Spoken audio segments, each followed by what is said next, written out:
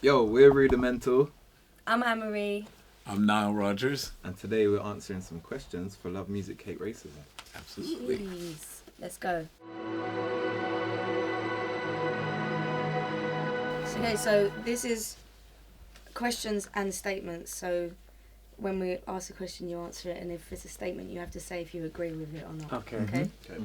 So this is a question. What would you do if you didn't become a musician? You first. I don't think there was any other option. Okay. I don't have an answer otherwise because I was so narrow-minded about it. That's kind of what happened. I would be a private detective. Interesting. Well, I was actually working at a school about to become a music teacher, and then one of our songs got signed, and then everything changed. So, music teacher. Yeah, I would have been a scientist. Love that. I'm still fascinated by it. So. Mhm. Yeah. Okay, so here's a statement. Music can help people through difficult times. Do you agree? Of course. Yeah, absolutely. Yeah, Yeah. It It's can no really, question. really bring you through some bad times, and Yeah. it has done. I think that's pretty what much all my music life. is for originally. Yeah, it really is because words can only really express so much. Like in music, even a baby can connect with music. You know what I mean? It's so primal. It's completely emotional. It's pure. Okay, ready? This is a statement. Social media is the best thing that's happened to the music industry. Oh, you know what?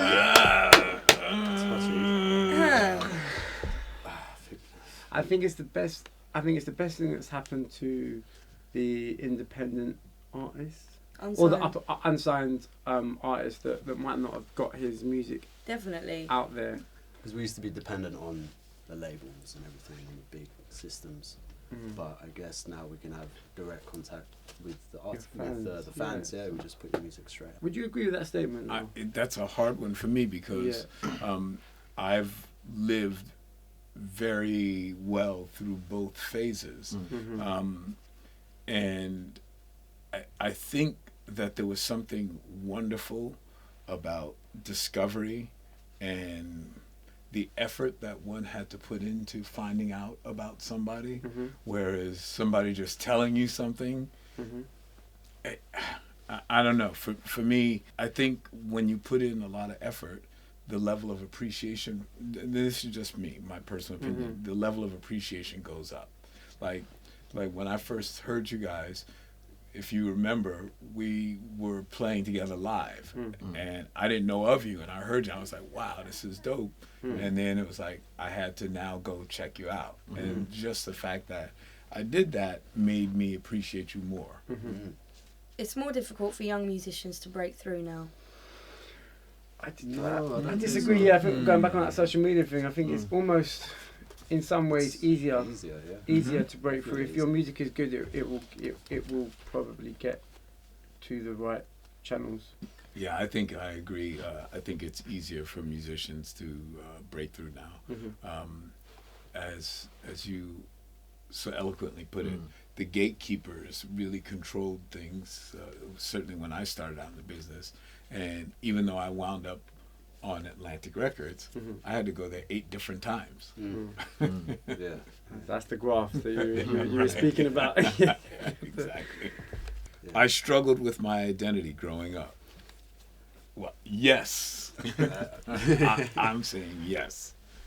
Because I grew up, I was the only black kid in a white neighborhood, and it was very difficult. And my stepfather was white, and I didn't know that anything was wrong or different or made people uncomfortable until my dad came to school, and I heard all the little kids go, Niall's father is white. And it was like really, I was like, whoa, yeah. And a lot of people I know are white, but then a lot of people I know are black. And there was nothing that was uncomfortable until other people made me feel uncomfortable. Yeah, for sure, man. We'll go through a lot of struggles. Definitely as a brown person in the UK at the time when I came over here as well. It's a different story, but I relate to that in some sense. But also, just even, I think musically when I first started, it was difficult. The kind of music I wanted to make was at that time categorizing me into a certain part of the record store, if you like, which made me feel very limited and kind of hurt by the whole thing. The world is a better place now than it was 10 years ago. See, this is a hard one. That's a hard one. Because I go through moments of like thinking, you know what, actually things are getting better, and then you turn on the news or you know, and it's really hard to actually. I can't say it's worse. I don't think it's worse, to be honest, in all honesty, because our perspective has changed.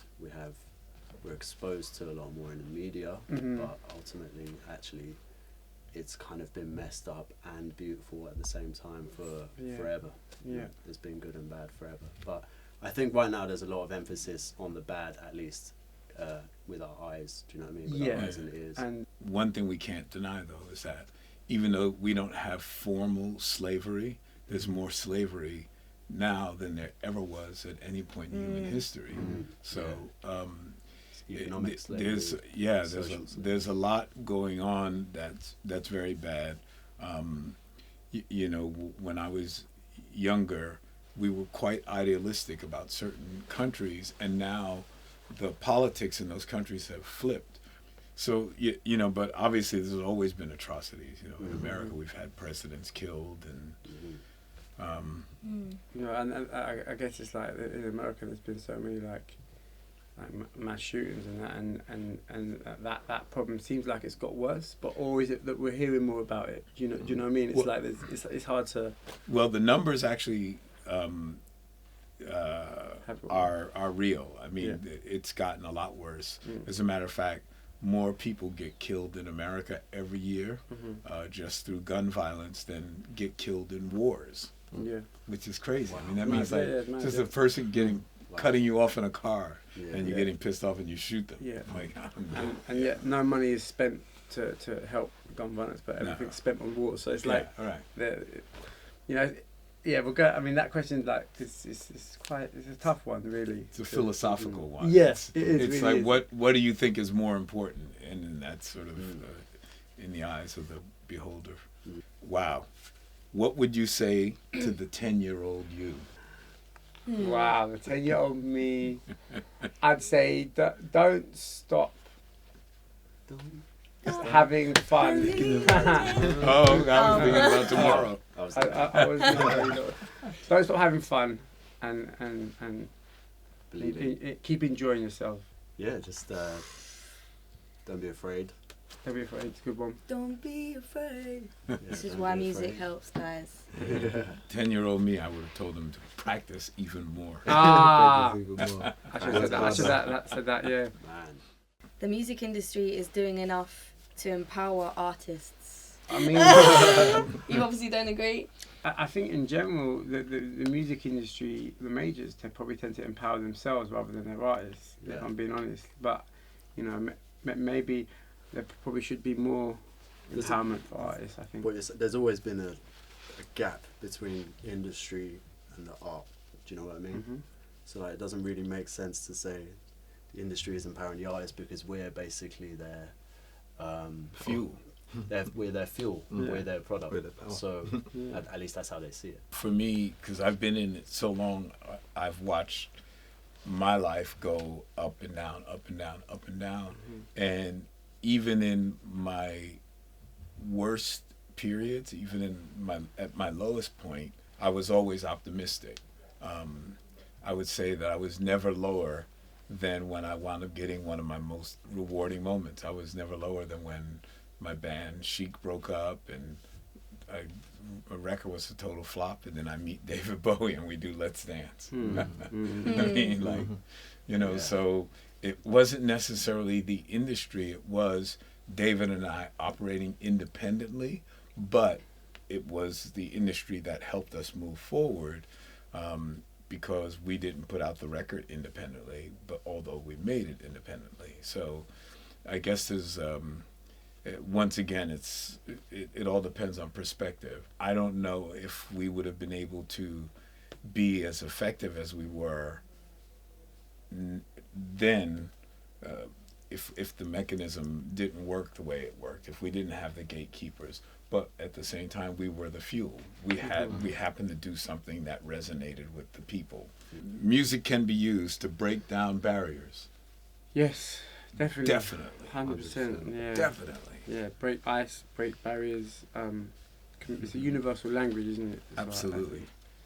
I've been to almost every country and every culture in this world, and just to give you a really stupid example, there's almost no place on this planet that I can't go and go 1, 2, aww. They don't go freak out.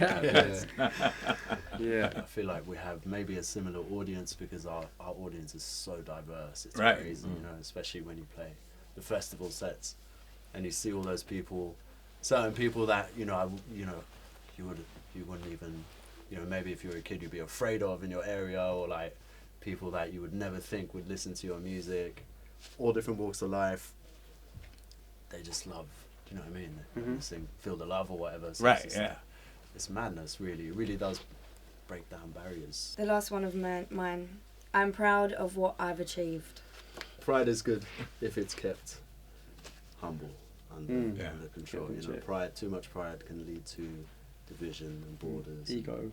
Arrogance. And exploding Yeah, ego. it can divide us. So Entitlement. don't be too proud, but be proud of our togetherness. Yeah. That's something to be proud of.